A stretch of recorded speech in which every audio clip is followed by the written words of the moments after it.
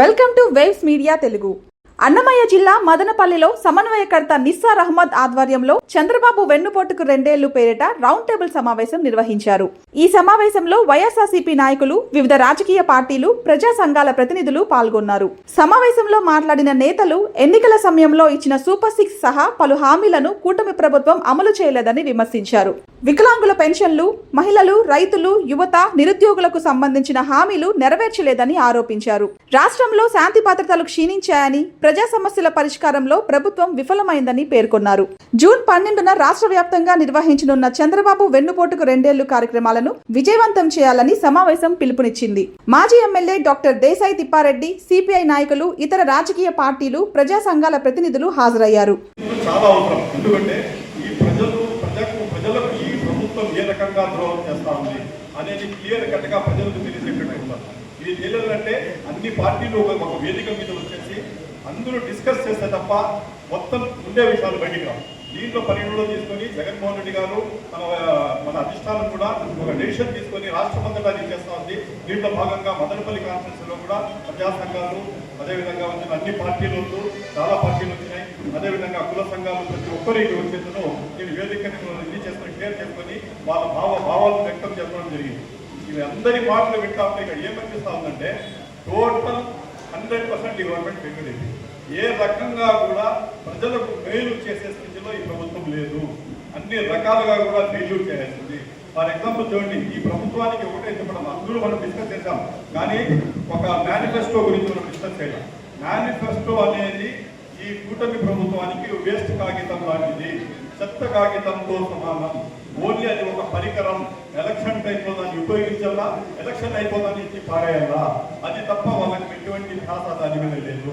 ఒకవేళ దాని మీద ధ్యాస ఉంటే సూపర్ 6, సూపర్ 7 అని చెప్పి చాలా వరకు ప్రగల్భాలు పలికి ప్రజలకు వాళ్ళ మనోభావాలతో ఆడుకొని వాళ్ళకి నిజంగానే వాళ్ళకు ఒక మంచి ఒక ఇది చేసి వాళ్ళకు ఆకర్షితులు చేసేసి వాళ్ళ దగ్గర నుండి ఓట్లు తెచ్చుకొని ఈరోజు ఏం చేస్తున్నారు, ఏమి ఎటువంటి పని చేయలేదు.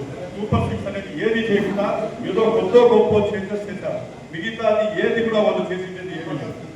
అదేవిధంగా మనకి ఇది తీసుకోండి, చాలా వరకు కూడా ఇప్పుడు పెన్షన్స్కి వచ్చింది. ఇప్పుడు వికలాంగులకు పెన్షన్స్ చాలా వరకు ఈరోజు చాలా సమస్యల మీద అందరూ నాయకులు డిస్కస్ చేస్తారు. ఇక మెయిన్ నేను చెప్పడం ఏమంటే వికలాంగుల పెన్షన్ చాలా ఇబ్బంది పెడుతున్నారు. సదరన్ వాళ్ళు వచ్చిందులో స్లాట్స్ దొరకకుండా దగ్గర 6 నెలలు, 7 నెలలు, 8 నెలల నుండి స్లాట్ దొరకకుండా ఆఫీసులు గవర్నమెంట్ హాస్పిటల్ చుట్టూ తిరుగుతా ఉన్నారు. వికలాంగుల వాళ్ళు పెన్షన్స్ కోసం ఎంత బాధపడుతూ ఉన్నారంటే ఈ ప్రభుత్వానికి పరిస్థితి ఎప్పుడు వచ్చిందంటే లాస్ట్ వాళ్ళ కడుపు కొట్టి కూడా ఈ రకంగా వీళ్ళు ముందుకు సాగాలనే ఉద్దేశం చెప్తా ఉన్నారు. అదేవిధంగా పెన్షన్స్ వచ్చిందో కొన్ని రేట్ 3,000 నుండి 4,000 చేసేసి దగ్గర వేరే ప్రజా సంఘాల నాయకులు కూడా చెప్పారు. దగ్గర వచ్చి 6 లక్షల చిరుకు పెన్షన్లు తీసివేయడం చెప్తాం. కొత్త పెన్షన్ ఏది కూడా రావడం లేదు ఈ ప్రభుత్వంలో. ఏ ఒక్క రూపాయి కూడా ఏ పెన్షన్ కూడా కొత్తది ఏది రావడం లేదు. అదేవిధంగా చూసుకోండి,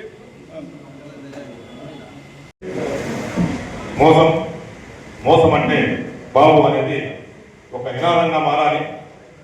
ఈ ప్రభుత్వం, కూటమి ప్రభుత్వం ఏదైతే ప్రజలను మోసం చేసి వంచి అలవి కాని హామీలు ఇచ్చి కేవలం పదవులేకి రావడానికి మాత్రమే హామీలు ఇచ్చి ప్రజలను మోసం చేయడం చాలా సులభం. ప్రజల అమాయకులు, వీళ్ళంతా గొర్రెలు, వీళ్ళని ఈజీగా మోసం చేయించిన ఉద్దేశంతో అలవి కాని హామీలు ఇచ్చి సూపర్ 6 అని, సూపర్ 7 అని చెప్పేసి దగా చేసి అధికారంలోకి వచ్చాక ఇంక ఈ 5 ఏళ్ళు మన ప్రజలతో పని లేదు, మనం చేసుకోవచ్చు, దోచుకో పంచుకో అనే పథకాన్ని అమలు చేస్తూ పక్కన గడుపుకుంటున్నారు. తర్వాత ఒక డాక్టర్గా నేను మాట్లాడవలసింది ఏమంటే, ఎవరైతే డాక్టర్ రాజశేఖర రెడ్డి గారు అమలు చేసి ఆయన పాదయాత్ర ద్వారా ప్రజలకు అందాల్సింది విద్య, వైద్యం, ఈ రెండింటి మీదే ప్రజలు వృత్తిని అప్పు చేస్తున్నారు, పేదవారు అయిపోతున్నారు, అప్పులు చేస్తున్నారు. ఆడవారు వాళ్ళు తాళబొట్టు కూడా తాకట్టు పెట్టి హాస్పిటల్ చార్జెస్ కట్టే పరిస్థితి వచ్చింది. ఇది చూసి ఆయన చలించిపోయి ఆరోగ్యశ్రీ అనే పథకాన్ని ముందుకు తెచ్చి ఒక ఆరోగ్య ప్రదాతగా ప్రజల ముందు ఉండిపోయారు. అలాంటి పథకాన్ని నిర్వీర్యం చేయకుండా వైఎస్ జగన్మోహన్ రెడ్డి గారు ముఖ్యమంత్రి అయిన తర్వాత మరొక 2,000 రకాల వ్యాధులను అందులో చేర్చి ఆరోగ్య ప్రదాతగా నిలిచారు. అలాంటి ఆరోగ్యశ్రీని చంద్రబాబు నాయుడు ఏవైతే వైఎస్ఆర్సీపీ ప్రభుత్వంలో ఆరోగ్యశ్రీలో ఏవైతే వ్యాధులు చేర్చిందో ఆ 2000 వ్యాధులు తీసేయడం జరిగింది. తర్వాత ఇంకొక 500 వ్యాధులు కూడా తీసేస్తూ ఇప్పుడు కేవలం చాలా లిమిటెడ్ వ్యాధులు మాత్రమే ఆరోగ్యశ్రీ పథకాన్ని అమలు చేస్తున్నారు. గత 6 నెలలుగా ఏవైతే ఆరోగ్యశ్రీ నెట్వర్క్ హాస్పిటల్స్ ఉన్నాయో వాటికి నిధులు అందకుండా ఆరోగ్యశ్రీ మొత్తం ఆగిపోయింది. ఏ హాస్పిటల్లో ఏ ఊళ్ళో కూడా ఆరోగ్యశ్రీ అనేది జరగడం లేదు. జరిగినా కూడా తూతూ మంత్రంగా ఏదో ఊరికి ఒక హాస్పిటల్ 2 హాస్పిటల్ మాత్రం ఆరోగ్యశ్రీ వాళ్ళు కూడా డాక్టర్లు సంవత్సరానికి 2 ఏళ్ల మా బిల్లు వస్తే చాలు మేము చేసుకుంటామనే విధంగా ధైర్యంతో ముందుకు పోతున్నారు తప్పితే వాళ్ళకి ఎవరికి బిల్స్ రావడం లేదు. సో ఆరోగ్యశ్రీ అనేది కంప్లీట్గా నిర్వీర్యం చేసేసి పేదవాళ్లకు ఆరోగ్యం అందకూడదు, ప్రైవేట్ హాస్పిటల్స్లే నెట్వర్క్ హాస్పిటల్స్ బాగా రన్ కావాలా, వాళ్ళు బాగుంటే ప్రభుత్వానికి ఎవరైతే మనకు కూటమి ప్రభుత్వం ఉందో వాళ్ళకి వీళ్ళు ఫండ్స్ అందిస్తారు కాబట్టి వాళ్ళు బాగుంటే చాలు, ప్రజలు ఏమైపోతే మాకేమనే విధంగా చంద్రబాబు నాయుడు పాలన సాగిస్తున్నారు. అదేవిధంగా జగన్మోహన్ ఏ విధంగా అయితే 17 మెడికల్ కాలేజీలు వితిన్ 3 years కరోనా ఉన్నా కూడా 17 మెడికల్ కాలేజీలు ధైర్యంగా కేంద్ర ప్రభుత్వం నుంచి పర్మిషన్స్ తెచ్చుకొని 17 మెడికల్ కాలేజీలు మొదలుపెట్టి అందులో 5 పూర్తి చేసిన తర్వాత కూడా చంద్రబాబు నాయుడు గారు 2 సంవత్సరాల పాలన తర్వాత కూడా ఒక్క మెడికల్ కాలేజీ కూడా ప్రారంభించడం చేతగాక ఒక దద్దమ్మ ప్రభుత్వం లాగా ఈ ప్రభుత్వం నడుస్తోంది. ఈ ప్రభుత్వము పేదల ప్రభుత్వం కాదు, ధనికుల ప్రభుత్వం మాత్రమే. పేదవారి ఆరోగ్యంతో మాకు పని లేదు, పేదవారి విద్యతో మాకు పని లేదు, వారి అవసరాలతో మాకు పని లేదు. ధనికులు బాగుంటే చాలు, కాంట్రాక్టర్లు బాగుండాలా, కాలేజీలు స్కూళ్ళు పెట్టుకున్న వాళ్ళు బాగుండాలా, పార్టీలో ఉన్న వాళ్ళు ఎవరైతే ఉన్నారో వాళ్ళు బాగుంటే చాలు, మేము సంపాదించుకుంటే చాలు అనే విధంగా ఈ ప్రభుత్వం నడుస్తోంది. సంపద సృష్టి అంటే మన ఆడబిడ్డలు నమ్మి బాబు గారు వస్తే మనంతా లక్షాధికారులు అయిపోతామని పాపం కింద మీద పడి ఓట్లేశారు. ఈరోజు పాపం మేమంతా మోసపోయాము, బాబు షూరిటీ అంటే మేమేమనుకున్నాం, ఇది బాబు మోసం గ్యారెంటీ అనే విధము ఈరోజు తెలుసుకొని బాధపడుతున్నారు. ఇదే విధంగా ఈ బాబు ఏదైతే పాలన కొనసాగిస్తే 2029లో ప్రజల బుద్ధి చెప్పి వారికి వెనక్కి పంపించేది గ్యారెంటీ అని మనం చేసుకుంటూ సెలవు తీసుకున్నాం. Thank you. వివిధ రకాలుగా మాట్లాడడం జరిగింది. బాబు షూరిటీ మోసం గ్యారెంటీ అనేది గతంలో మనమంతా చూసిండేది. ఎందుకంటే ఆయన ఇండస్ట్రీలో నేను చాలా సీనియర్ నాయకుడిని పదే పదే ప్రతి చోట చెప్తుంటాడు. దానికి నిదర్శనంగా ఈరోజు మనం చూస్తే ఇచ్చింది సూపర్ 6, 7 కాదనట్లేదు. ఆ లెక్కన ఎత్తుకుంటే మా జగనాన్ని ఇచ్చింది 29 సంక్షేమ పథకాలు బీపీటీ కింద, నాన్ బీపీటీ కింద 9 ఇచ్చారు. వాటినన్నింటినీ సూపర్ సక్సెస్ గా చెప్పిన టయానికి ప్రతి నెల ఇవ్వడం జరిగింది. మరి మీరు ఇచ్చిన 6-7 వాటి కూడా అవి గాల్లో గడిచిపోతున్నాయి. ఈరోజు చూస్తే ఆడబిడ్డ నిధి కింద 1500 ఇస్తామన్నారు. మరి 2 ఏళ్ళు కంప్లీట్ అయిపోతుంది. మరి ఎక్కడైపోయిందండి నిధి? ఎక్కడుందని అంటే అమరావతిలో ఉందా? గోవిందా, కరెక్ట్, ఇది కరెక్ట్. గోవిందా నిరుద్యోగ వృత్తి అన్నారు, అది గోవిందా చేస్తారు. చూడండి 50 ఏళ్ళగా పెన్షన్ అన్నారు, అది లేదు. నిజంగా ఈరోజు బాధపడాల్సిన నిజమైన బాధ ఏదొకటంటే భర్త చనిపోయిన ఆడబిడ్డలు ప్రతి నెల మా జగన్ ఉన్నప్పుడు ప్రతి నెల సచివాలయంలో ఎన్రోల్ చేసుకుంటే 100% నెక్స్ట్ మంత్కి పెన్షన్ వచ్చేది. కానీ ఈరోజు 2 years కంప్లీట్ అయింది, కానీ ఈరోజు ఒక్క ఆడబిడ్డ పెన్షన్ ఇవ్వలేదు. ఈరోజు ఒక లేడీ వచ్చింది, యాజ్ నేను చైర్పర్సన్గా ఉన్నప్పుడు వాళ్ళకి 4 బిడ్డలు, వాళ్ళ భర్త ఆటో డ్రైవర్ చనిపోతే ఇంతవరకు పెన్షన్ లేదు. మరి ఆ తల్లి ఎట్లా బిడ్డను పోషించుకోవాలి? అంటే ఇదేనా మీ ప్రభుత్వం యొక్క సంక్షేమము? నేను సంపద సృష్టించి సంక్షేమం పెంచుతానని చెప్పింది ఇదేనా మీరు చేస్తున్నది? అది పోతే రేషన్ కార్డ్స్, ఇంతవరకు ఒక్క రేషన్ కార్డు ఇచ్చిన దాఖలు లేదు. మరి ఏం చేస్తున్నారు? మరి ఏమిటి పాలన యొక్క సూపర్ 6 యొక్క ఆంతర్యం ఏమిటి? ఎందుకంటే ఈరోజు కొన్ని లక్షల కోట్ల డబ్బులతో సంక్షేమ పథకాలతో 5 ఏళ్ళు సూపర్ పన్ను అందించిన మా జగనన్న ఎక్కడ? ఈ 2 ఏళ్ళు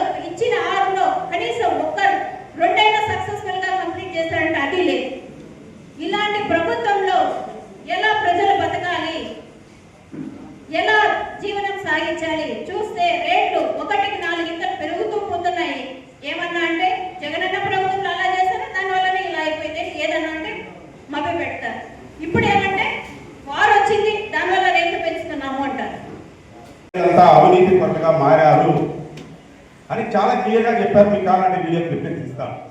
మరి తప్పారా తప్పిలేదని చెప్పడానికి ఈ మదనపల్లి పట్టణంలో ఉన్నటువంటి ఈ నియోజకవర్గంలో ఉన్నటువంటి పాలక ప్రభుత్వాలే దానికి నిదర్శనం. మరి వైఎస్ఆర్ కాంగ్రెస్ పార్టీని ఈ వేదికగా మేము అప్రిషియేట్ చేస్తున్నది ఏమంటే, గతంలో బీజేపీతో అలయన్స్ లేకుండా ఇండైరెక్ట్గా వాళ్ళకు ఉన్నటువంటి పరిచయాలతో ఈ రాష్ట్ర బాగోగుల కోసం మెడికల్ రంగంలో చాలా విప్లవాత్మకమైనటువంటి మార్పులు తీసుకొచ్చి 17 మెడికల్ కాలేజీల్ని రాష్ట్ర గతంలో ఉన్నటువంటి ముఖ్యమంత్రి గారు తీసుకొచ్చి ఈ మదనపల్లి వేదికగా కూడా దాదాపు 60% మెడికల్ కాలేజీలు పూర్తయితే ఆ మెడికల్ కాలేజీని ఇవాళ ఏ మాత్రం సిగ్గు మానం లేకుండా నిస్సిగ్గుగా ఈ రాష్ట్రంలో మేము 3 ప్రధాన పార్టీలు, ఒకటి 40 సంవత్సరాల రాజకీయ అనుభవం ఉన్నటువంటి వ్యక్తి ముఖ్యమంత్రి, ఇంకో అతను ఒక సనాతనవాది, అతనికి జత అయ్యాడు, కేంద్రంలో ఉన్నటువంటి భారతీయ జనతా పార్టీ, ఇంత బలమైన పట్ల కూటమి ఉంటే నేను ఈ 17 మెడికల్ కాలేజీలు నేను డబ్బు లేదు కాబట్టి నేను పీపీపీ పద్ధతుల్లో తీసుకొస్తారని ఈ రాష్ట్ర ముఖ్యమంత్రి గారు, ఇక్కడ ఉన్నటువంటి మెడికల్ మినిస్టర్ సత్యకుమార్ గారు ఏమాత్రం సిగ్గు లేకుండా ప్రకటించడం జరిగింది. మరి ఈరోజు మెడికల్ కాలేజ్కి వచ్చినప్పుడు మదనపల్లికి ఈ ప్రభుత్వ ఆసుపత్రిని కూడా అడాప్ట్ చేయడం జరిగింది. ప్రభుత్వ హాస్పిటల్కి అడాప్ట్ చేసినప్పుడు మెడికల్ కాలేజ్కి అడాప్ట్ చేస్తే 400 మంది మెడికల్ సిబ్బంది వచ్చారు. 400 మంది సిబ్బంది వచ్చినప్పుడు కమ్యూనిస్టు పార్టీగా, లెఫ్ట్ పార్టీగా ఉన్నటువంటి ప్రజా సంఘాలందరూ కూడా మేము చాలా హ్యాపీగా ఫీల్ అయ్యాం. ఈ ప్రాంతంలో ఉన్నటువంటి పేదలకు, గ్రామీణ ప్రాంతంలో ఉన్నటువంటి పేదలకు అందరికీ కూడా ఉచిత వైద్యం అందుతుంది. మనకి హెల్త్ ఇష్యూస్ వస్తే ప్రైవేట్ హాస్పిటల్కి లక్షలు పెట్టాల్సినటువంటి అవసరం లేదు. మనకి ఇక్కడే ప్రభుత్వ మెడికల్ కాలేజ్ ఉంటే మనకి ఏ సమస్య వచ్చినా చూపించుకోవచ్చు అనుకునేటువంటి తరుణంలో ప్రభుత్వాలు మారాయి. ప్రభుత్వం అధికారంలోకి వచ్చిందే మేము అభివృద్ధి చేస్తాం, మేము డెవలప్మెంట్ ఏదో చూపిస్తాం, బాబు వస్తే జాబ్ వస్తుందని చెప్పాడు. 2 సంవత్సరాలు పూర్తయిపోయింది. బాబు వచ్చాడు, వాళ్ళ చిన్నబాబు రెడ్ బుక్ నిర్మాత కూడా వచ్చాడు. మరి ఆ రెడ్ బుక్లో ఏం రాశారో మాకు తెలియదు, కానీ మేమైతే గుర్తించింది రెడ్ బుక్లో రాసింది ఏ పట్టణంలో ఏ జిల్లాలో పారిశ్రామికవేత్తలు ఉన్నారు, ఏ జిల్లాలో మంచి బిగ్ షాట్లు ఉన్నారు, వాళ్ళ పేరు లిస్ట్ రాసినట్టున్నారు. వాళ్ళందరి దగ్గర కూడా ఇవాళ ఏదో రూపంలో డబ్బులు పుంజేటువంటి ప్రయత్నం చిన్నబాబు గారు చేస్తున్నారు. ఇంకో పక్క వాళ్ళు చాలా అంశాలు ఇచ్చారు. మనలో మన కార్యకర్తలు కానీ నాయకులకు కానీ తెలుగుదేశం వైఫల్యాలను వెతి చూపించడము, వాళ్ళకు అవగాహన కల్పించేదానికి కూడా ఈ సమావేశం చాలా దోహదపడిందని నేను అనుకుంటున్నా. ముఖ్యంగా ఈ 2 సంవత్సరాల చంద్రబాబు నాయుడు గారి ఇది 4వ సార్లు ముఖ్యమంత్రి అయ్యారు. ఇన్నిసార్లు ముఖ్యమంత్రిగా ఇంత ఫెయిల్యూర్ అయినటువంటి ఆయన కానీ కూటమి ప్రభుత్వం కానీ ఈ రాష్ట్రంలో ఇంత దారుణమైన ప్రభుత్వాన్ని మనం ఎప్పుడు చూడాలి. ఏదో మనం ఏదో అపోజిషన్లో ఉన్నామని చెప్పి మాట్లాడడం కాదు, కానీ ఏ రంగంలో కూడా ప్రగతి సాధించడం లేదు. మాది ప్రగతిశీల ప్రభుత్వం, డబుల్ ఇంజిన్ ప్రభుత్వం, ఉరకలేస్తా ఉంది అభివృద్ధి అని మాటల వరకునే ఉంది, కానీ చేతల్లో ఉండడం లేదు. నువ్వు ఏ యొక్క అంశాలు వాళ్ళిచ్చిన తీసుకున్నటువంటి ఏ నివేదికలు చూసినప్పటికీ వాళ్ళలో ఈరోజు రెవెన్యూ రికవరీస్ కానీ, రెవెన్యూ డెఫిసిట్ కానీ, అసలు ఫిజికల్ డెఫిసిట్ కానీ, రాష్ట్ర ఆర్థిక పరిస్థితి కానీ అత్యంత దారుణంగా ఉంది. ఈవెన్ సంక్షేమ రంగానికి కానీ, అభివృద్ధి రంగానికి కానీ మేమేమో ఇన్ని కోట్లు పెడతామనుకున్న దాంట్లో కూడా కోతలు వేస్తున్న పరిస్థితులు ఉన్నాయి. మనం ఆలోచిస్తే ఈరోజు చాలా మంది చెప్పారు, ఇప్పుడు చాలా సాధారణమైన విషయాలు చాలా మంది చెప్పారు. ముఖ్యంగా లోకల్ విషయాలు మురళి గారు చాలా బాగా సభ దృష్టి తెచ్చారు. లోకల్ విషయాల్లో చాలా వరకు మనం చూస్తున్నాం. మనం ఇక్కడ మదనపల్లి వాసులుగా మనం స్టార్ట్ చేస్తాం. వైఎస్ఆర్ ప్రభుత్వం ఉన్నప్పుడు మెడికల్ కాలేజ్ అయితే యూనివర్సిటీ ఇవ్వడం జరిగింది. ఆ యూనివర్సిటీ ఎక్కడుందిరా మెడికల్ కాలేజ్ యూనివర్సిటీ అంటే దాన్ని ఎవరు ఎస్పీ ఆఫీసులకు, కలెక్టర్ ఆఫీసులకు దానికి దీనికి వాడుకుంటున్న పరిస్థితులు ఉన్నాయి. మెడికల్ కాలేజీ ఈరోజు అది పూర్వంలా పరిస్థితి ఉంది. దాని అంతటికీ ఈ విధంగా ఒక్కొక్క రంగాన్ని మనము రాష్ట్ర ఆర్థిక పరిస్థితిని నాశనం చేయడమే కాకుండా విద్యా వైద్య రంగంలో మామూలుగా ఎక్కడైనా బయట నేను మన వేరే దగ్గరికి పోయాను. బెంగళూరులో వేరే ఒక మంత్రి గారి దగ్గర కలుస్తూ ఉంటే కదా అతనే చెప్తున్నాడు, ఆ మైసూర్ దగ్గరే మినిస్టర్ అయినా అని చెప్తున్నాడు. అంత బ్యూటిఫుల్గా నాడు నేడు విద్యా వైద్య రంగాల్లో చాలా బాగా చేశాడు. ఎందుకు అంత పూర్వ ఏదైతే వచ్చింది మీకు అన్నాడు. ఆయనే అప్రిషియేట్ చేశాడు మన యొక్క రాష్ట్ర జగనన్న యొక్క ప్రభుత్వాన్ని. విద్యా వైద్య రంగాల్లో ఆయన చేసిన అభివృద్ధిని బయట రాష్ట్రాల్లో మనం గమనించాలి. ఇక్కడ దారుణంగా ఏమైందంటే మనము ఆయన చేసినటువంటి అప్పుడు ఉన్నటువంటి నాడు నేడు ఇంకేమి అమ్మఒడి కానీ ఇట్లాంటి కార్యక్రమాలతో ప్రజలకు తీసుకోవడంలో మనం ఫెయిల్యూర్ అయినాం. ఆయన చేయని కార్యక్రమాలతో చంద్రబాబు నాయుడు 420 హామీలు ఇచ్చేసి ఆ హామీలని బాగా ప్రజలకు తీసుకెళ్ళి నేను నాకు అనుభవం ఉంది, రాష్ట్రానికి పునః నిర్మిస్తా, నేను ఆర్థికంగా ఇంకొంచెం నేను సంపాదిస్తా, దాన్ని మీకు పంచిపెడతానని చెప్పి మనం నమ్మారు చాలా మంది ప్రజలు. దానివల్ల మోసపోయారు. ఇప్పుడు మనం ముందున్న విశాఖ చెప్పినట్లు మనం ముందున్న తక్షణ కర్తను ప్రజల దగ్గరికి ఈ ఆయన ఫెయిల్యూర్స్ని తీసుకెళ్ళడం, మన ప్రభుత్వంలో జరిగినటువంటి అభివృద్ధిని తీసుకెళ్ళిపోవడం, ఇవన్నింటినీ మనము తీసుకొని పోతే కొంతవరకు మనం ఏదో సక్సెస్ అవ్వలేదని ఛాన్సెస్ ఉంటాయి. ఇది ఈ రౌండ్ టేబుల్ సమావేశం యొక్క ముఖ్య ఉద్దేశం. మనం ఏదో చంద్రబాబు నాయుడు ఫెయిల్యూర్ ఏదో మాట్లాడటం కాదు. ఇక్కడి నుంచి మనం ఓటర్కు ప్రజలకు అందరికీ తెలుసు. ఆయన గత వైసీపీ ప్రభుత్వంలో ప్రతిపక్షంలో ఉన్నప్పుడు నేను సంపద సృష్టిస్తా అనే మాట ప్రజల్లోకి బాగా తీసుకొని పోయాడు. సంపద సృష్టించడం అంటే ఏమంటే ఇప్పుడే సార్ గారు చెప్పిన ట్రాఫిక్ జామ్ అయింది గాంధీ షాపింగ్. అది నాణ్యమైన మద్యం నేను ఇస్తానని ఎలక్షన్లో మేనిఫెస్టోలో పెట్టి ప్రచారం చేసి ఏకైక భారతదేశంలో నాయకుడు ఎవరు ఉన్నారంటే చంద్రబాబు నాయుడుకి తెలియజేసుకోవాల్సిన అవసరం. అంటే నాణ్యమైన మద్యం ఇస్తామని చెప్పిందనే ఓటుకు రాజకీయం చేసిన వ్యక్తి కూడా అతనే. ఇప్పుడు నాణ్యమైన మద్యం కాదు ఇస్తాను, కల్తీ మద్యం ఇచ్చి ఎస్సీ ఎస్టీ బీసీ మైనార్టీలు పేద వర్గాలకు సంబంధించిన వాళ్ళు ఎక్కువ ఏదో కూలి పనికి ఈ పనులు పోతారు. వాళ్ళు ఏది రేటు తక్కువైతే ఆ ముందే సేవిస్తూ ఉంటారు. అట్లాగే ఆ నాణ్యమైన మద్యము ఒక స్పిరిట్ ఇచ్చి వాళ్ళు బానిసలుగా మార్చి ఈ రాష్ట్రంలో వాళ్ళ రక్తం పిండి వాళ్ళ జోబీల్లో కార్పొరేట్ వ్యవస్థలకు 1 ఎకరా 90 పైసలకే భూమి ఇస్తాడు. ఈడ మాత్రం కూలి చేసేవానికి స్పిరిట్ మందు 100 రూపాయలకి ఇచ్చి వాళ్ళ కుటుంబాలన్నింటినీ రోడ్డుపాలు చేస్తున్నారు. ఏదైతే నీకు ఓట్లు వేసి గెలిపించిన ప్రజలు, కానీ నీకు కార్పొరేట్ వ్యవస్థలకంతా ఈరోజు కొమ్ము కాస్తున్నది.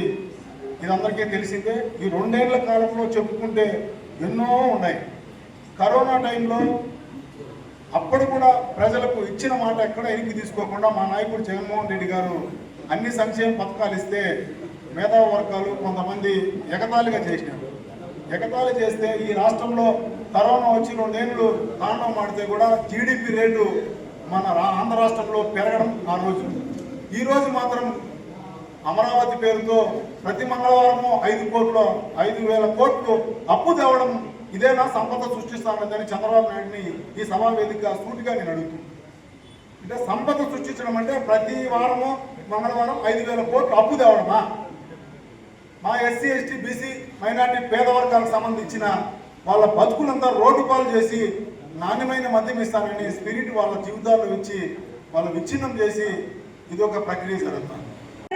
ఒక చిన్న పాపను డ్రగ్లో పెట్టే ఆ విషయాన్ని 2-3 రోజులు షో చేసి వాళ్ళు చంపేసి కేసు క్లోజ్ చేయడం జరిగింది. ఇలా కాదు, ఏ కేసు కూడా పునరావృతం జరిగిన వెంటనే దాని మూలాలు వెతకాలి. ఏ నాయకులైనా ప్రజాప్రతినిధులైనా ప్రజా నాయకులైనా ఆ మూలాలు వెనుక ఉన్న నాయకుడు ఎవరు, చనిపోయిన వ్యక్తి వెనుక క్రైమ్ ఏంటి, దాని వెనుక శక్తులు ఎవరు, ఇది ఎవరైనా కనిపెట్టగలిగారా? ప్రశ్నించాలి. ఒక వ్యక్తి నేను ప్రభుత్వాన్ని కంటిన్యూ చేస్తున్నాడు, 4 కేసులు పెట్టి నేను ఈ కేసులో వెళ్తే కూడా ఈ స్టోన్ అతను చెప్పాడు, నేను ఈ కేసు మీద నేను లోపలికి వెళ్తాను వెంటనే నన్ను బయట తీసుకొస్తారు అని ఒక శక్తి పేరు చెప్పాడు. ఆ శక్తి వాళ్ళ బిడ్డలు వాళ్ళ బిజినెస్ లో ఇవాళ 100 బాగున్నాయి, కానీ కోల్పోయిన తల్లికే ఉంటుంది బాధ. కాబట్టి ప్రజా